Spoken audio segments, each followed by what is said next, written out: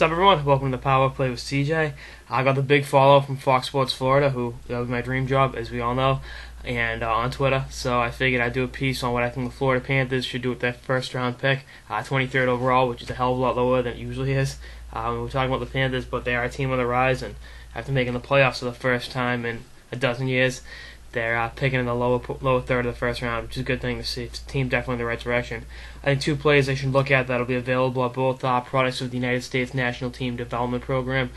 Brady Shea, defenseman, committed to the University of Minnesota, and Nick Curdiles, a center, committed to University of Wisconsin. They're both kind of project players that'll need a couple years in college, probably 2-3 for Curdiles. Probably the same thing for Shea.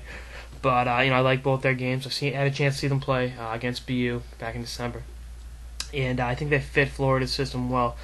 Shea's a great skating defenseman, just outstanding. Won't exactly be a home run pick, but be a safe pick to play in a few years. And you can't teach skating like that. He's got a real natural, fluid stride that I think would definitely complement Erica Branson, Dmitry Kulhov, guys like that going forward.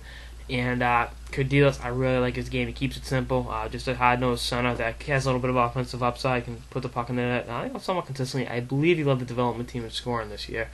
And just played well the game I was at against BU when I had the chance to see him play in person. And I think he's going to a great program at Wisconsin, a great coach in Eves, and he should be a pretty key component for the U.S. at the WJC this year. I think both of them will be on the team. Both of them will definitely contribute and help the U.S. capture a medal for Coach Phil Housley. But I think they're both projects, which is fine for Florida. They got a plethora of young players coming down the line in the next year or two. Curdiles and Shea can take their time and develop to be, bona fide NHL players, or bona fide professional players, before they have to play in the NHL. And by that time, Florida will be a legitimate contender.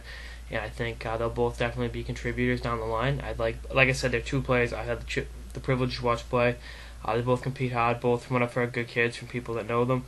And I think that they're both going to great college programs. Obviously Minnesota's a perennial contender, and Wisconsin fell in hard times this year, but they're also a perennial threat for the national championship. And I can't wait to see how they do. Obviously being a huge college hockey fan, I love watching guys that are going to be bona fide pros, great professional players, I should say. Overusing the word bona fide, or phrase bona fide. It's great to see them in college and see them in the pros. I can't tell you how many guys that's been the case with that. Going to the BC, BU, and even Northeastern games over the years. The Matt Gilroys, Colin Wilsons, Jimmy Hayes, Kreider, all those guys, having the privilege to watch them play in college and then watch them light up the pros is awesome. And I think these two will be another in the long line of great college hockey players in the NHL, and I think they'll definitely help the Panthers going forward.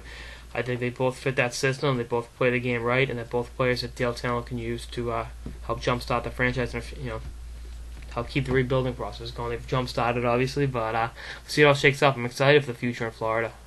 Obviously, it feels like I'm there right now, but I'll be back there in August. So that's all I got this episode of the Power Play with CJ on what the Florida Panthers should do with the 23rd overall pick in this week's NHL draft, 2 days. Stay tuned for more episodes throughout the offseason and beyond. Later, guys.